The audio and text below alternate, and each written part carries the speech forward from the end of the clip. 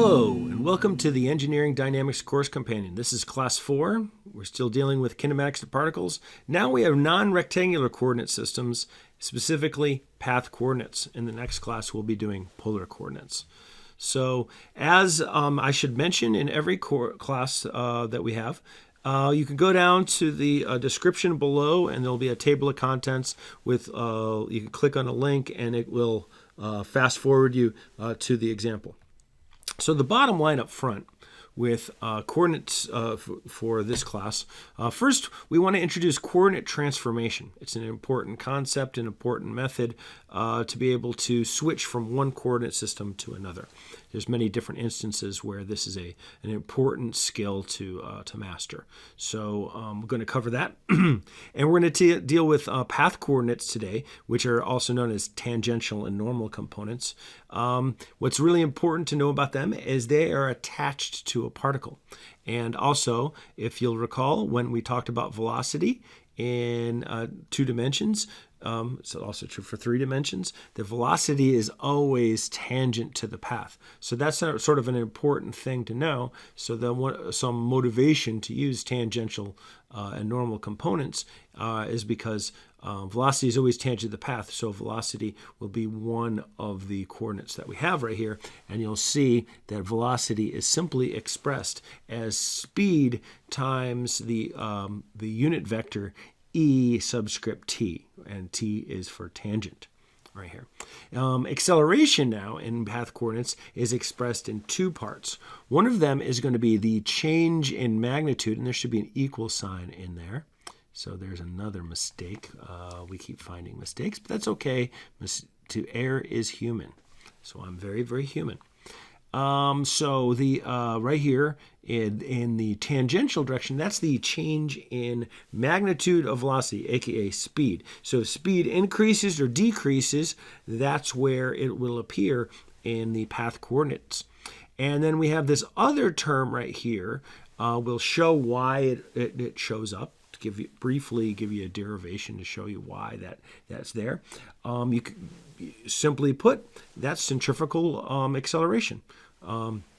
That's an acceleration that points towards the inwards towards the center of curvature of a curved path, right? So path coordinates, we have 2 components. One is tangent, one is normal, and then the tangent is tangent to the path, just like the velocity is, and the normal one is perpendicular to it and going towards the center of curvature, right? So that's the big bottom line up front. So why would we want to do this? Why would we want to use non-rectangular coordinate systems? Well, right here I have one of the more important cartoons of Newt Dog and Wormy. And I want you to remember this scenario. I want you to picture this, right? Newt Dog is riding a bicycle along a path, and then the path curves. Well, if he didn't change his direction, all right, if he didn't change his velocity, he would keep going straight. So first think of, like, let's look down at him, right? If here's the curved path and he's riding along here, and if you see his velocity in the, let's say the downward direction right here, is constant when he's right up here.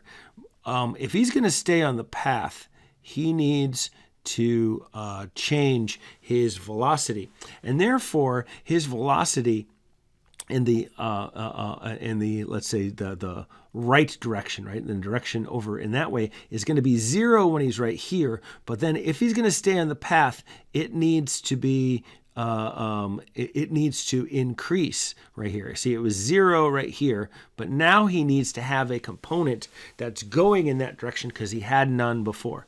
That's the nature of the acceleration, right? So acceleration is going towards the center of curvature when it's due to a direction change. When you had to change direction, where you had no amount of velocity in the horizontal position, looking downwards here before, then when you follow the path later on, you do have to have some velocity. So you went from 0 velocity in that direction to some velocity in that direction. You had to have some acceleration. And if we'll look at that some more. So, but think about the idea of if you don't have an acceleration that's a component that's going towards the center of the thing, you'll just keep going and you'll drive off. So that's the visual mnemonic, right? To think of, well, why do I have acceleration towards the center of curvature? That's the idea. And now another instance, and we'll deal with this in the next class, we might be like spinning around, right? And so, yes, Wormy will be taking some kind of path through the space, but there's a convenient coordinate system where, since he's spinning about a fixed axis right here, and this line, this cable, can be extended, we might want to use polar coordinates. So looking down at the thing, we would find that here would be Wormy right here, and let's say there would be a component that we would want to know about the change in length, if we're just dealing with speed, of the string as it's getting longer. And so his path might look like this, but it might, it's going to curve outwards right there if the string is increasing. So it's why, if they want to answer the question of why would we use non-rectangular coordinate systems, it's because the nature of the problem lends itself. There's some type of physical or geometric relationship, or the nature of the problem just works better that way. In 3 dimensions, one might want to express the motion of a satellite or some orbiting body around the Earth. And spherical coordinates work really well because that's closer to the nature of the path of the motion, right? So it's because of the nature of the problem. Now, a coordinate system transformation can be done. The method really is to set up the vectors. Let's say that we're horizontal vector I and j, and then we have some new vectors, and this should be, wow, that's a mess up. That should be a 1 right there as a subscript. So let's say this is the new one, right? So we're going to go from this I and this j and this E1 to this E2, right? And there it is, a 1 right in there. So what we're doing is we're really shifting, we're turning. These are both perpendicular or orthogonal unit vectors, and we're moving them, we're rotating them slightly. So what we want to do in order to do this is really to project the new unit vector onto the old one, right? So if we take a look at what amount of j is going to be on E1 and what amount of I is going to be on E1, right? And so we can see the sine theta of j and the cosine theta of j, right? Remembering that right in here is where theta is going to be, right? Now, if you take a look and see, well, okay, how does it project onto 2? You'll notice that in the I direction, it's actually in the negative I direction right in there. And once again, here is theta right in there. We're going to make sure we're careful right in there. So you can see that this one in the I direction is a sine, and this one in the j direction is a cosine, right? And so if you write out how the full amount of vector of E1, right, it's cosine theta of I plus sine theta of j. And then for the E2 is negative sine theta I plus cosine theta j. And something that you'll notice is one is a cosine and one's a sine, and one's a sine and one's a cosine, and then one of them has a negative. And we could rewrite these out as matrices, right? So now we have a vertical matrix here for that coordinate system. We have a square matrix here, 2 by 2, we call this the transformation matrix, right? And then we have another vertical vector matrix right there, a vertical column of I and j.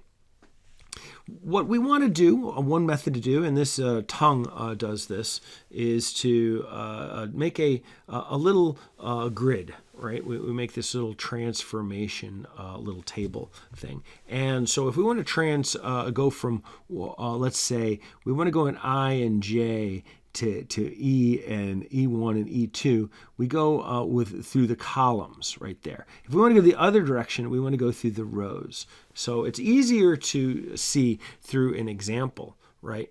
So in this case, let's say I have some vector. Like we could say he's a force if we want to, even though we haven't got into kinetics yet. And that is in some kind of I and J coordinate system. But it's being acted onto this lever right here.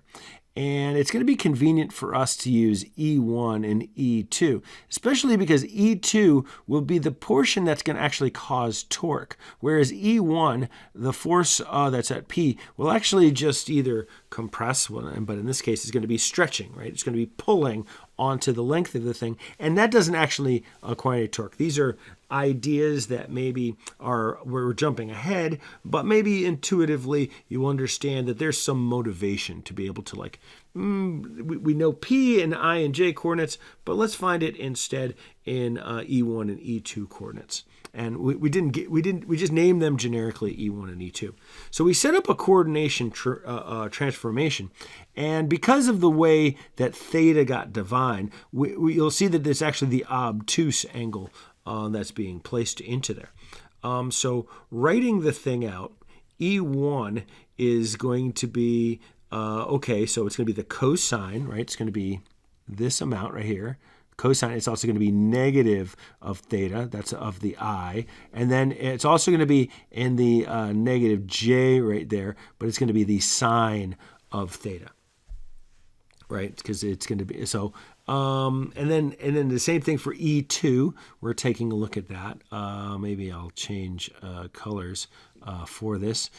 So we could say that E2 is going to be the sine in the I, right? So that's really going to be this component right in there, and then in the J direction right in there, it's going to be like that right there, placing it onto there. So anyway, we have this setup. We can create our, we could have written out the matrix right here, but let's use this transformation grid. And what we want to do is we have, for instance, we have put some numbers in there for this vector.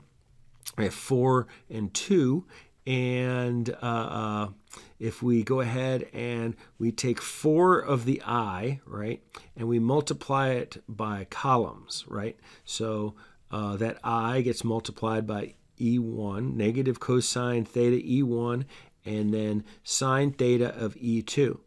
And then you do it for 2, right there. You take that J and you go down the column wise, and you have negative sine theta, and you have E1, right? And then negative cosine theta E2, right? So that's the big idea. Well, we have a lot of stuff to cover, so hopefully this will help, but you might have skipped over this. We'll see. So one of the things about a path coordinate system is it's a local coordinate system. So the coordinate system is actually following the particle around. That's an important thing. And you also recall, as I mentioned previously, the velocity is always tangent to the path. So here's the definition of velocity, just the speed times the unit vector that is tangent to the path. An acceleration of the path can be written this way, right? So I don't think I did the derivation of this, did I? But anyway, here is what the unit vector looks like right here, right? We could see the path right there. We could see that that's where this, at this point, this is the direction that's going to be tangent to the path. And we can see normal right here. This is pointing towards the center of curvature. And the center of curvature, we might want to draw like, just, we don't have to ever draw it, but we could kind of draw like a big circle that's like right there, and we could see kind of judging what the curvature of that thing is, and so that normal is pointing towards there. And we could see that there's we would perhaps want to know what that radius of curvature is when we go to find this. So what the ideas here with the variables, right, is V is the speed right here, right? This rho is the radius of curvature. AT is the tangential acceleration, which we know to be the change in speed, right? And then AN is the normal acceleration, which is centrifugal or centripetal, whatever you want to call it, and it's due to the change in direction. And it's v squared divided by rho. And I ask, why does it have an additional unit vector? Because if you didn't have something going towards the center, then you just keep going off the path. So that's why we have this mnemonic, right? We want to remember Newt Dog running the bicycle off of the path and Wormy flying through the air, because we didn't have a normal component to the velocity. So here's a problem that I put together. So there's race cars traveling from point A to point B along this curved section of the raceway that has a 100-yard radius, right? And so you could see the figure here. These 2 points are 150 degrees apart, right? So if we're going to measure the arc between them, it'd be 150 degrees, right? That's coming in between there. And and the curve is approximately an arc of the circle. The race car speed is measured at 100 miles per hour right here at A, and then 250 miles per hour at B. By the way, this is a terrible idea to be increasing speed that much, as we'll see. Determine the acceleration in feet per second squared at point B in path and rectangular coordinates looking down at the car and the racetrack, right? So, and we're assuming that it's symmetrical right here. So that A and B are symmetric right there. Assume the rate of speed change is constant throughout. Okay, so he or she is increasing the speed from A to B from 100 to 250 and constantly. All right, so we have to assume that it's a constant space. So we could use the constant things. So first, let's convert from miles per hour into feet per second. It's always a good idea to use these base units whenever we can. I think it simplifies things, my opinion. So like the distance that they're going to travel as an arc is that radius of curvature times the change in angle, right? So it's 150 degrees. We could turn these into radians by multiplying by 2 pi and dividing by 360. Or sometimes people will use multiply by pi and divide by 180. Got to get used to doing that. But anyway, if you multiply an angle, a delta angle, which in radians times the radius of curvature, you'll get the arc length, right? So we get the arc length, that's the length right along here, right? And I called it a delta S, right? The last sentence of the question should be read carefully. It does not say constant acceleration, which would imply that the entire acceleration is constant. We're only talking about the change in speed, as we mentioned, right? So we're changing from 100 to 250. So it's a constant speed change throughout. Here's a chance when we can use the constant acceleration. Be careful, it's constant tangential acceleration. Equation right here where we have velocity and acceleration and position change without any time. This is like the one that's derived from the wild card fundamental kinematic equation. So rearranging this, we could find what the tangential acceleration is going to be. And we find that's like 72 feet per second squared. And then we can find the normal acceleration at point B due to its velocity right here. So that's 30, add the velocity at B is this. And then we have the radius of curvature as being 300. I think that's a math error. I think that should be a 100 right there. No, it's supposed to be, that's supposed to be 300, excuse me, because this was a yard, right? Whoops.